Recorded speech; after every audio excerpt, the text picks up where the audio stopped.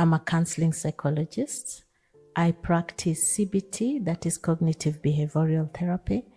And at the same time, I'm also an addiction professional. One of the things about the African upbringing is beating of a wife was normalized. The people who are being abused are always hoping that if I'm good to this person, they are going to change. That's right. Most of the time, men are not physically abused.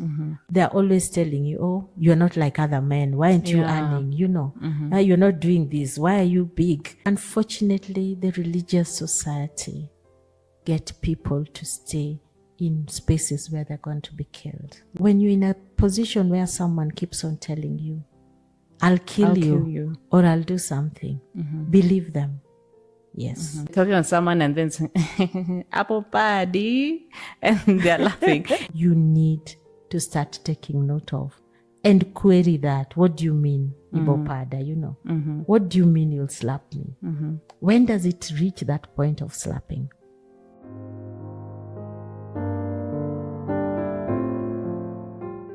Hi people, welcome back again to the Unmasquerade Show.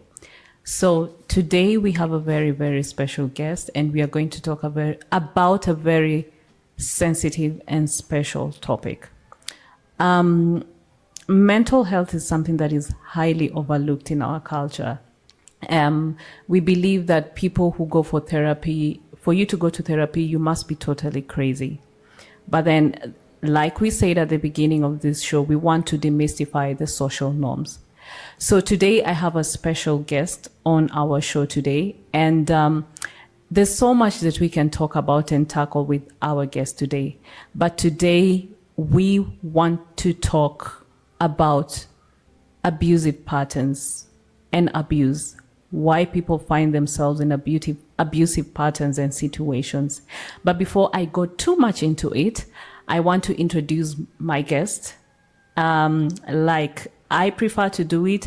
I don't feel like I can do justice enough to introduce my guest. So I would like to give my guest an opportunity to introduce herself and tell us her name, tell us what she is all about before we kick into the show. So karibu sana. Thank you, Anika. Yes. Hello, everyone. My name is Lynette Yogo. I'm a counseling psychologist. I practice CBT, that is cognitive behavioral therapy. And at the same time, I'm also an addiction professional. And one of the other things that I'm truly passionate about is sensitization about mental health. And I use a tool or a program called the Dancing Brain. I am very here to be here. And one of the things that, as Monica has said, talking about mental health is the way to go right now. Thank you. Thank you so much. I really, really want to appreciate you for coming on board. I know you have a very, very busy schedule. So thank you for making time for me and my audience to, speak about mental health. So today I want to talk about something that is, it's the elephant in the room in the society. But it is very unfortunate that our leaders are quiet about it. It is very unfortunate that the society is quiet about it. It is very unfortunate that some of the arms in the government that we have that are supposed to, help refine and define some of these issues are not doing what they should be doing. I'm talking about domestic violence. Intimate partner violence, everything along that range. And if we have watched in the news in the recent past, there's been a lot of femicide. And not to discredit the fact that it's not happening to men too, that there's no homicide in general. And I feel maybe it's because men don't speak up. And that's why in this show, we are not ignoring that, hey, men are also going through some of these issues. So we've seen a lot of cases of femicide on the news. I know there are men being killed. We are just not being told how they're dying. I know that we also have men who are going through abuse. And I know that it's very hard for people to come and speak out and say, hey, I'm going through abuse. And one, it's because the society judges, the society ridicules, the society stigmatizes. So it makes people put up a wall, like you want to masquerade yourself and show that you're okay. But behind closed doors, people are losing themselves day by day. So in regards to that, my first question to you, from a psychologist's perspective, why do people find themselves in abusive patterns? Wow, that is a very deep question that will take us 2 or 1 week to answer. But if I can summarize it, people stay in abusive patterns for maybe something I would call biopsychosocial issues, where there's the biological part of it, there's the social part of it, and then there's also the mental part of it. So because it's a mental issue as well, one of the things that you notice before any abuse happens, the physical abuse, it usually starts with the mental or the emotional abuse. You will find that before someone beats you, they'll have talked to you in a way that makes you feel that you're not worth it. And they'll have threatened you in a way that you feel that without this person, I cannot survive. Yeah. And so, you know, by the time he or she is hitting you the first time, you will start telling yourself that, oh no, I think there was something I did that made him that angry. And then before long, you're hit again, and they become very manipulative and tell you that, you see, if you did not do this, I wouldn't have hit you. So you start trying your level best to please this person. That means they're playing with your mental faculties. And it also means that they're emotionally abusing you. So someone who's been emotionally abused for long develops what we call helplessness. And sorry to interrupt you, but even before we get into the actual abuse part, because I believe that when someone gets into an abusive situation, like you said, it's not something that starts straight from the physical. True. It's a pattern. Yes, it is. But why is it that? Because I believe that from the onset, there are signs that, hey, this person has abusive tendencies. So why is it that despite people seeing those signs, they may not recognize it? For example, for me to find myself in an abusive situation, seeing the signals and ignoring them, is there a way that it traces back to a childhood trauma or something that you find people feel that this is the pattern I am used to, I identify with it, but I'm not seeing the red flag, and I find myself trapped in this situation? I don't know if you're getting my question. I'm trying to explain it. Yes, I think you're trying to ask me if sometimes adverse childhood traumas can also cause this. Yes. That is true. Sometimes how you were brought up can actually cause this. But you know, one of the things about the African upbringing is beating of a wife was normalized.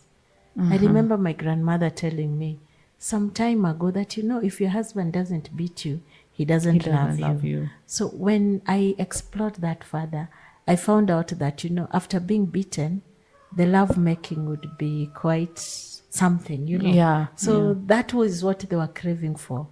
So being beaten to them meant that there was something after that. There was a reward that will come with it. Yes, there was a reward that would come with it. And so someone who's grown up in a place where they see abuse, they can easily be a target for abuse. And then one of the things you need to realize about this is it starts by affecting your thinking. Once your thinking is affected, everything, the red flags, you won't even notice. Because, you know, your thinking has been normalized. You think that, I'll be beaten today. That is how everybody else is being beaten. So it usually starts by affecting your thoughts. And why is it that you find situations, the first time someone gets hit, probably the other person, and by this I generalize men and women because I know that it's happening to both. Someone hits you the first time and they come and say, I'm sorry, I won't do it again. and you believe them and you give them another chance. But then you find yourself giving them several chances to change. Why do you think that happens? If you've talked to anybody who's been abused, you'll always notice there's a pattern. The first is after you've been hit, there's usually a reward. Yes. And what your mind will crave for is that reward. So, it's something like someone gaslighting you, where they'll say something, they'll mean something, and then tomorrow they'll be like, no, don't worry. The next time I won't do this, maybe buy you a gift here and there. So your mind gets used to looking for that reward. And then also the other thing that happens is the people who are being abused are always hoping that if I'm good to this person, they are going to change. That's right. And the person who's abusing you will always do it knowing that there's nowhere you'll go. Yes.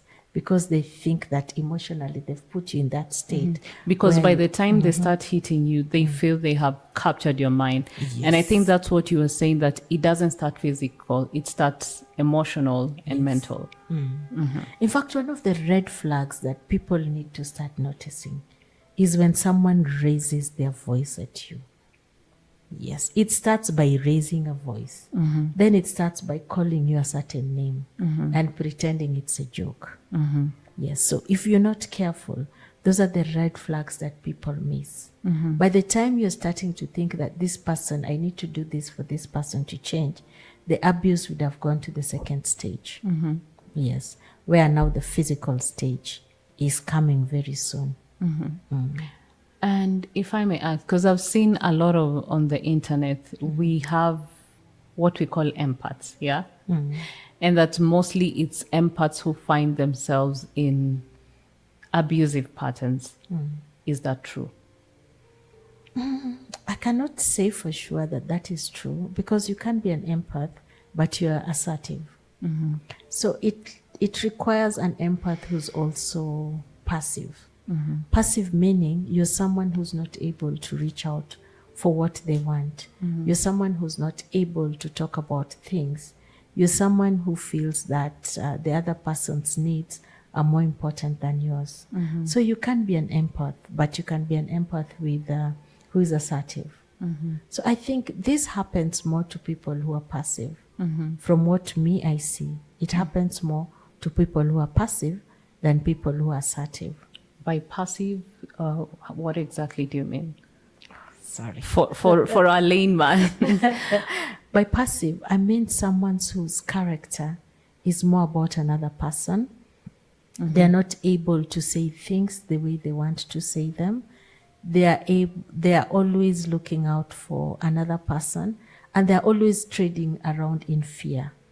In fact, one of the characteristics of a passive person is being fearful and always walking on eggshells. While an assertive person is the kind who will tell you that, if you hit me again, I'm going to do things you won't imagine. Yes. And by the way, people can stop being hit from the first day the person raises their hands. For example, one lady was telling me that the first day that when she was newly married, the husband raised the hand. She threw in a stool, and before they could realize, it had come broken down. And then she looked at this guy and told him, the next time you hit me, it could be worse. And she says she was an elderly lady, and she tells me for the 40 years they stayed together, hitting never occurred. Yes. Okay. So 2 questions I want to ask, and something I want to put across, because people believe that abuse is only physical. But I know that there exist different forms of abuse, and they are just as bad as physical abuse. So can you just tell us about some of those forms of abuse? Yes. In fact, now you talked about men being abused. Most of the time, men are not physically abused, but verbally abused or emotionally abused. So, we talk about emotional abuse, we talk about physical abuse, we talk about financial abuse. For example, when we talk, I'll come back to the men. When we talk about financial abuse, let's say one of the partners is working and is earning and another one is not earning. So they'll always use these financial bits so that if you don't behave in a certain way, they withdraw the financial support. If you behave in a certain way, you're given financial support. Right. That is used to condition you. It also comes, all these abuses come together with emotional abuse. Then there's this verbal abuse. And especially that one, women are master in that, where someone calls you names, someone makes you feel like you're small, you know. They're always telling you, oh, you're not like other men. Why aren't you earning? You know, you're not doing this. Why are you big? Why are you this? You know, and this works on someone's self-esteem. Yeah, because men are about their ego. Yes, so when it's you bruise about their ego, yeah. Yes.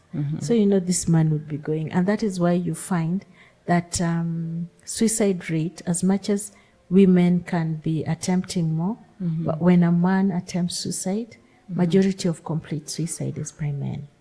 True. And sometimes it happens because of this emotional abuse they've been going through. And you find that, let me touch a bit on the men, yeah? You find that, like you say, there's a lot of suicide it's more for men in terms of complete suicide. But there's this tendency of what the society has created. And I think I mentioned this before when I was introducing my show, that you find that from a young age, we raise our boys to be tough. Yes. A child starts crying and you just tell them something, mwanaume aliangi, you know, be a man. And I think that's where it starts from. Yes. Yeah. And you find that I've seen situations even on social media where men have been in situations where they've been vulnerable or they've been humiliated, and you either find, and they break down about it. Yes. And people laugh. Exactly. And I think by the time someone is breaking down, it means they've developed helplessness. They're thinking there's nothing I can do. This is how life is going to be. And I'm always going to be humiliated. So I think we need to find more spaces for men to speak. And, you know, that is where therapy also comes in. You know, people think that people come for therapy only when they have lost their mind or they're mad. Yeah. But such are the things that we discuss in therapy.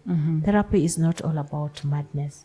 It's all about situations that you feel helpless from dealing with. Yes.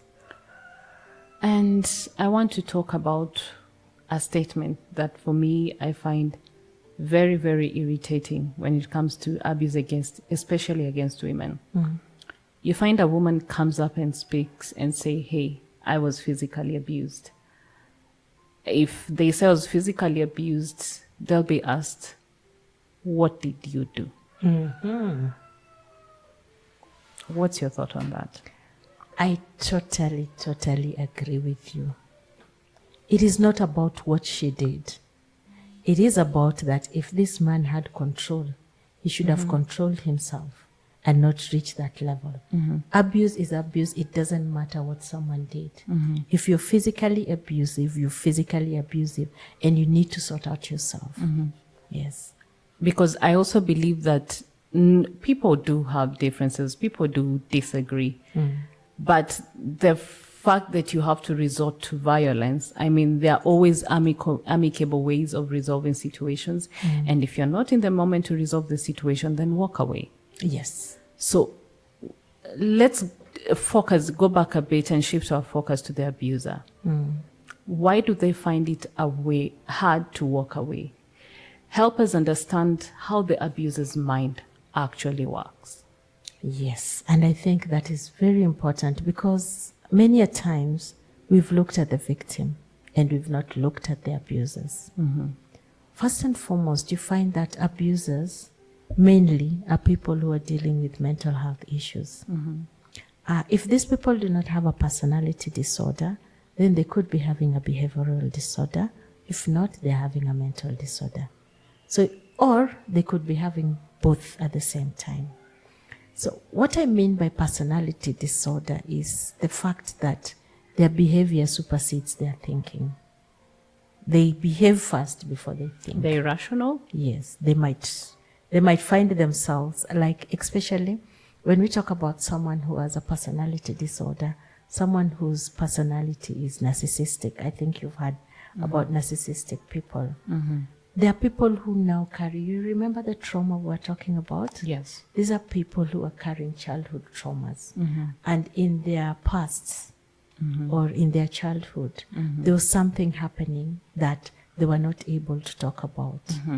And this thing has gone on for a very long time. So I think even if someone knows they're abusers, they're not able to handle their anger, they need to seek help. Because these things, help can be sought in a way that I've even seen couples who had this physical violence have a normal, nice relationship because the guy or the lady who was an abuser has worked on himself. Yes, on himself. So the other thing about abusers that maybe disturbs them, especially mentally, is something we call cognitive distortions. Cognitive distortions is just a pattern of thoughts that someone has.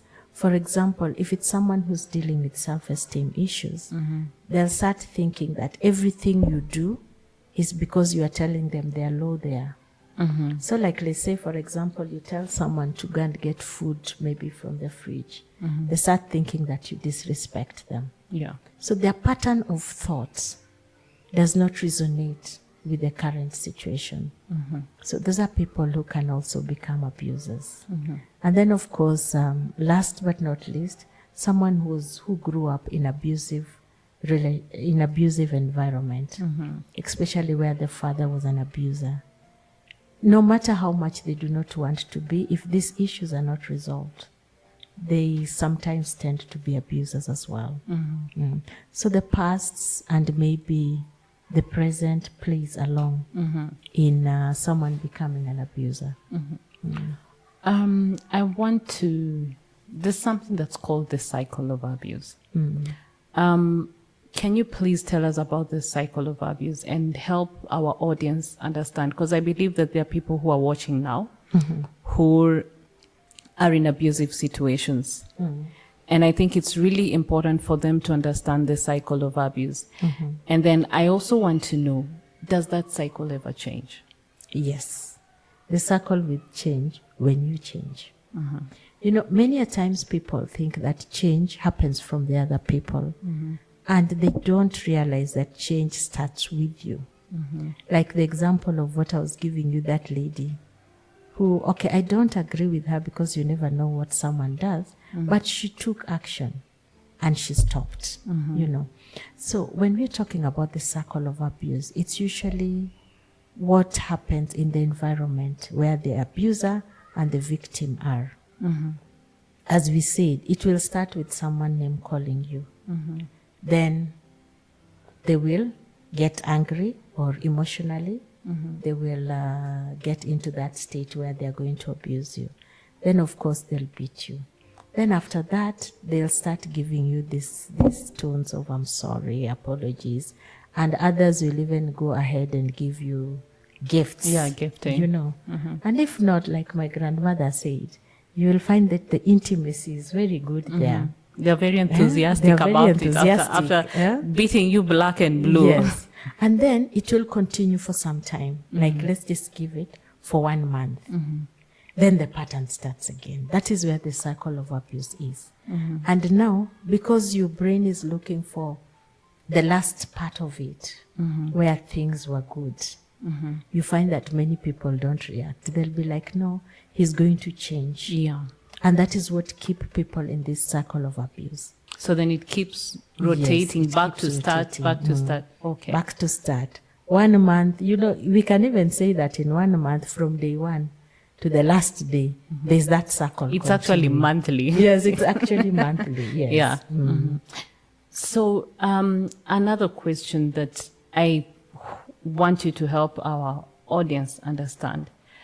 Normally you find people going through abuse, yeah? We've seen a series of things posted on social media. People being hit in public, there's clear evidence there. And then people ask, why didn't you leave? Why are you not leaving?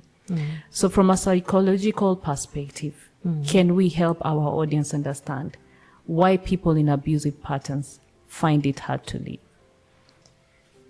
Sometimes, as you remember, as I told you before, that people who are being abused have a passive behavior.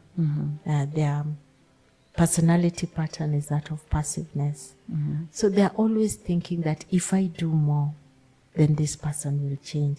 If I love him more, if I make sure I do everything perfect, then he will not abuse me. That's right. So they're always looking for the fact that it must be me. If I do something more, then this person will change.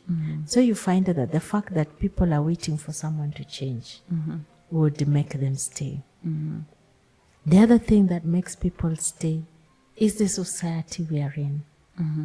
And unfortunately, the religious society get people to stay in spaces where they're going to be killed. Yes. And we are being told a good woman. Which Bible verse is this? The one that I don't like. This one of a good woman does this, a good woman does this. Proverbs 31. Yes. The proverbial woman. I know if my pastor is looking, he might be wondering, but we've always discussed it. Yeah. I don't like that thing.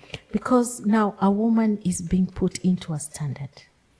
That this is the standard you have to be.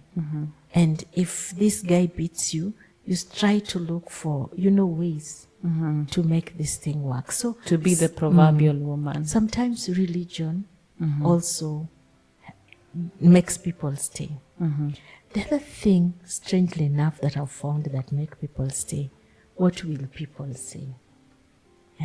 If I leave my husband, now people will think. If I leave my wife, people will think. I mean, it is not these people who are walking in your shoes. You need to walk in your own shoes and deal with your own issues. A woman who doesn't have her own finances and depends on this guy. And as we said, the guy would always tell you that, look here, if you leave me, you and those children of yours, you'll find where to stay. And maybe you look at where you're coming from and you're like, I can't manage to take care of these children. Yeah. So you stay because of finances and because you want your children to go to school. And for a guy also might stay because of the same reason. What will people think? As a man who is titled, or maybe as a man who doesn't have as much money as this lady, what will people think about me? So finances, yes, can also keep people staying. Then the last but not least, self-esteem issues. Yes. By the way, self-esteem issues also play a bigger role because we keep on thinking that it is this family unit that makes me who I am. Yeah. The moment I lose this, then I will not be the person the society will accept. Yes. So that acceptance from the society, that's why I was talking about biopsychosocial issues that make people stay. I know this is such a huge topic, and it will not be easy to cover everything in this short time. And hopefully we can, have more of these talks. Yeah, I'd be glad to. Yeah, but my question is, what advice would you give to people who, family, it could be friends, who have someone around them who is going through abuse? Because what I know also is that the reason some people don't speak up about the abuse is because of, sometimes I just want you to listen that, hey, this is what I'm going through. I need to get it out of my chest. Yeah. But then some of the responses that people get when they open up is what makes people keep quiet. Yeah. So what advice would you give to people, who are watching, when someone comes up to them and say, hey, I'm going through, what is the best way for them to be supportive? Because again, they also, and for them also to understand that, hey, this person is not in the best mental state to make a sound decision. So how do you gracefully, carefully, and in a very compassionate way, guide them through to the right decision without seeking them further down? Yes, I think I think I can resonate with what you're saying. Many people find themselves in this situation where the circle is going on, and everybody you tell tells you, no, just say, that is how life is.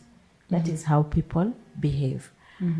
One of the things that we can do as a society, first and foremost, to support is to talk about this thing and the fact that it's here with us. The second thing someone needs to do is help this person get safe. The first thing we need to do is safety. And I think before then, we have not talked about homicide, which I think I'll bring in just briefly. Yes. When you're in a position where someone keeps on telling you, I'll kill you or I'll do something, believe them. Yes. Don't keep on saying that, he's just saying that, then tomorrow. It might take a year, it might take 10 years, but eventually if they're intent and they have a personality disorder, they'll kill you. So the first thing for someone who's supporting is to listen, as you're saying, but also try and get this person safe. And by being safe, what do I mean? Report. A crime is a crime. You need to report, even if the family... Report on behalf of the person. What if the person is not ready to... You need to help involve them. The police. You need to help them report. Because one of the things is, even when you report to the police, it's not necessarily that the police are going to arrest this person. But sometimes just the fact that a person is called and told that, we are watching you. And also that it's on record. Yes, and it's on record. If anything happens to this man, if anything happens to this lady, you are the first person we are coming from. It sometimes acts as a deterrent. So I think one of the ways to support this person is to make them know that this is one of the best things to do. And if need be, you can help the person walk out of that situation until this other person who's the abuser is able to resolve themselves. And you can also recommend therapy for them, both the abuser and the abused. So I'm glad you touched on the homicide, because that was the next thing I was going to come to. But I'm glad that you've mentioned, in as much as, yes, it should never get to the point where it's leaning to the femicide or the homicide part for you to leave. I know you just touched on one or two, but if you can add a few more red flags that people should pick on to notice that, hey, this is getting out of hand, and especially in regards to homicide. But even as you touch on that, directly speaking to someone who is going through abuse in this very moment, and they feel trapped, when should be the right time to leave? If I was to tell you, one of the right time to leave is the first day you're hit. Yes. The first day you're hit, you need to do something. If you choose not to leave at that particular point, but that is the first day you need to show this person that my boundaries, Yeah, this is unacceptable. This is unacceptable. I cannot be hit, So sometimes waiting and hoping that this person who's an abuser will change might not work for you. As we've seen, sometimes it means death. And the children you're protecting so much remain without a mother. Yes. So I think the very first day that abuse begins, and in fact, it should begin by the threats, before even you wait for you to be hit. When someone starts threatening you, one day I'll beat you. you need to take them seriously. And Even that when is- they say it jokingly, because sometimes you're having conversations. I have overheard conversations with a friend and maybe a potential partner or someone they're dating, and then someone just says, I was going to say this in Luo, but no, let me say it in English. No, you can say in Ru. I'll say it in Luo and I'll nice. translate, yeah? Yes. For now, this is for entertainment purpose. They're talking on someone and then saying, apple party, and they're laughing. In English, just simply to say, hey, I'll slap you. And and they say it jokingly and you assume it's a joke. And you laugh with them. That is the first time. In fact, that is one of the red flags you need to start taking note of and query that. What do you mean, Ibopada? You know, what do you mean you'll slap me?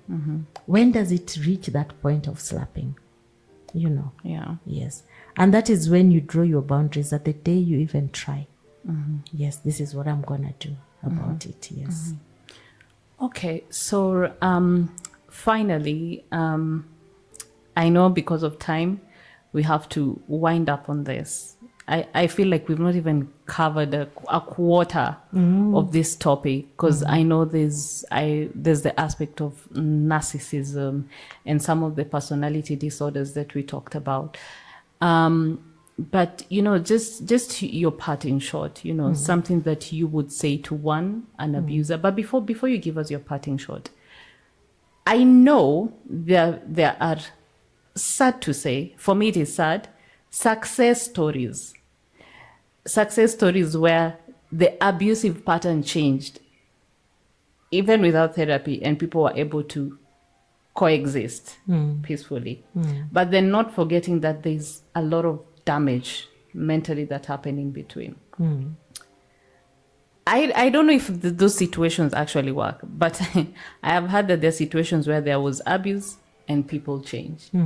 So, you know, there's the balance between I'm being hit, I need to walk away, and you feeling someone comes and tells you, yeah, mine was also abusive and they changed. And then you have the fallacy of clinging to that hope. If so's and so's partner change, then mine can also change. How do we draw that line? I think the line depends on you. What are you going through? What are you going through? In what shoes are you wearing? Because, you know, sometimes what is it that makes people change?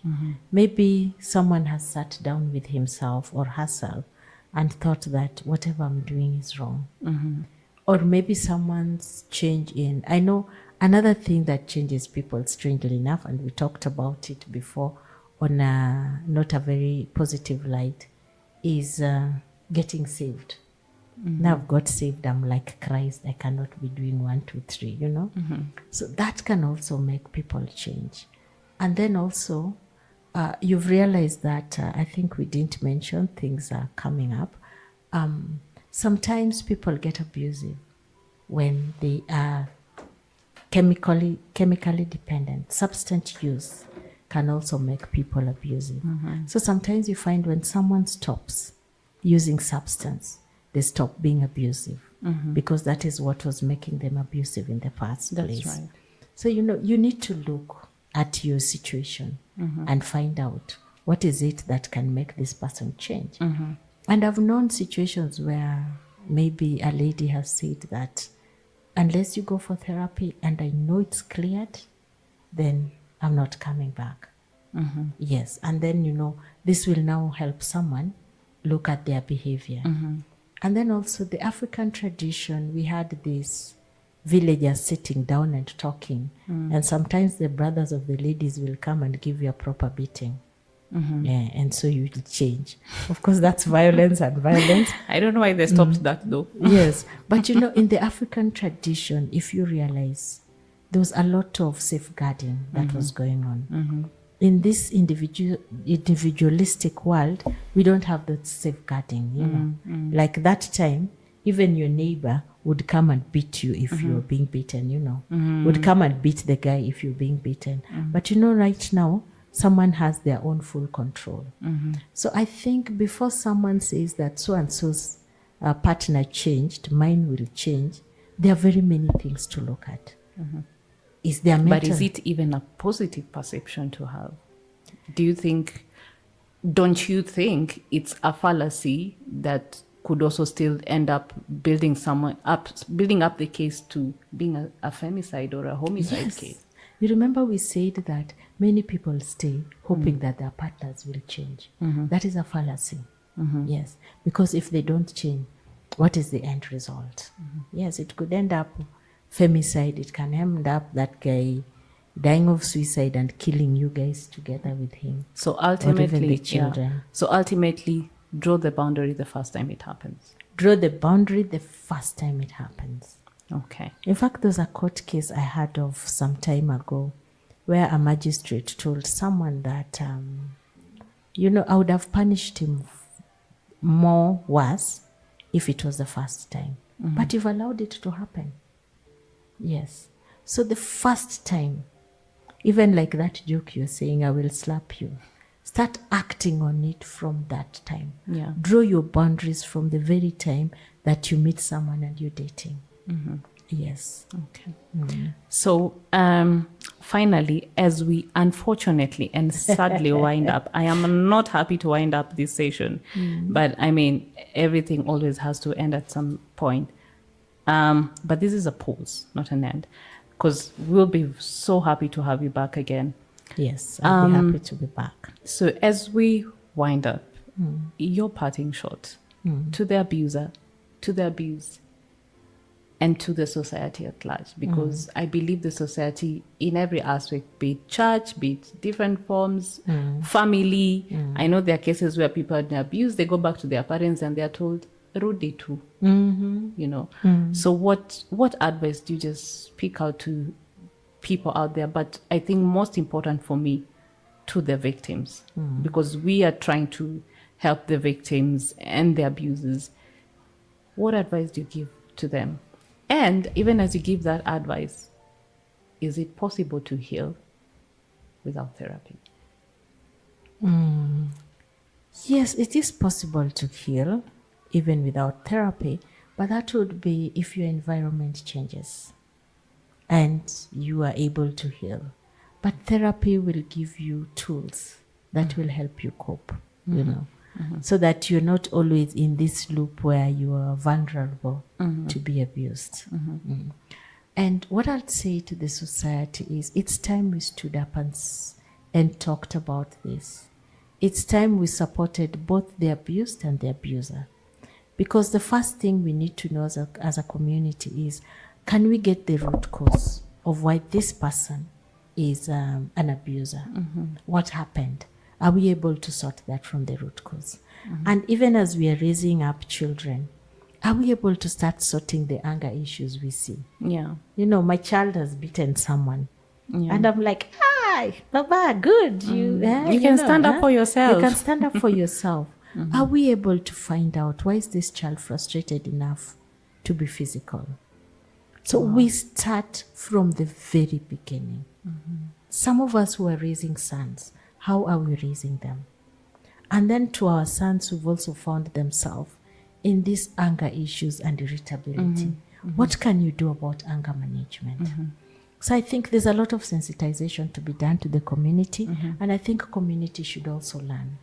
We now have to do things differently. In doing things differently, can we support people who have been abused? Yes. And then to the abused, yes, healing is possible. And most people who are abused carry with them what we call post-traumatic stress disorder. Yeah. Because of the trauma you went through, the flashbacks you're having, and maybe the hypervigilance you're having, you're always thinking you're in danger. They can always get over that. Therapy helps a great deal, and it helps faster. Without therapy, you can also heal, but make sure that you start doing things that you like. You start putting your safety in place. Do the things that you can control. And by saying, when I say you do the things that you can control, I mean there are things like someone else's behavior that you cannot control. But getting away from that person is within your control. Yes. Reporting the crime is within your control. So I think many people need to start doing, what is it that I can control about this situation? And if it's financial help, then get a way that you can make something small on the side for yourself. I think it will help a lot. Look at the root cause and how you can get help for yourself. Okay. Finally, if you can, I know there are people who are watching and then they may be asking, how can they reach you? How can they find you? They probably need some sort of therapy or consultation, because I strongly believe in the power of mental health. I strongly believe in taking care of our mental health. So, if you can just tell our audience, for those who would like to reach out to you for help, how can they find you? For those who would like to reach out to me, I have my own private practice. It's at Wedco Center. In Kisumu? In Kisumu, attached to Kenya Insurance Plaza. And also, we need to normalize therapy. It's not about madness. It's about that anger you're feeling. It's about that sadness you're feeling. The little things. You don't have to have trauma. Please go for therapy. Yes. It's about maybe you feel as a family we are not communicating well. Because communication sometimes also contribute to this. We are not communicating well. It's about, I feel I'm not understood. Yes, so these are the things that you can also come for therapy. It doesn't mean that you have madness. Yes. All right. Thank you. Thank you so much. I feel like we have not done justice enough to this show. But then again, for time constraint, we have to wind up. And I think even as we wind up, what I'm just going to say I specifically want to speak to the victim, because that's where my heart is. Love yourself enough, because when you love yourself enough, you will not allow another person to treat you in a certain way. Yeah. So if you love yourself enough, then, and also when you love yourself enough, I believe that when you love yourself enough, then you show people how you want to be treated. Yeah. That's true. So, and number 2, nothing is wrong with you. Do not allow your self-esteem or people to speak anything in your mind. The most important thing is to always to be able to believe your own voice. This is the person I am. If the other person doesn't think so, then they probably should not be in my space. I hope that wherever you are, please reach out. We will also have our numbers on the screen. So if you feel like you're going through abuse, you need someone to talk to, please reach out and we'll be able to get you help. And I think it's also, a lot of people don't know, but we have a hotline for people who are going through abuse. It is 1195. So it's a hotline. If you're going through abuse, please call that hotline and they'll be able to get you help. Speak to someone. Don't shut out, regardless of what people say. Speak to someone. If you're able to go through therapy, please go for therapy. Don't stay in that situation. You are amazing. You have a lot of worth. Please believe in that. Thank you so much for tuning in today. I wish you the best. I wish you success. I wish you happiness and I wish you healing. Thank you.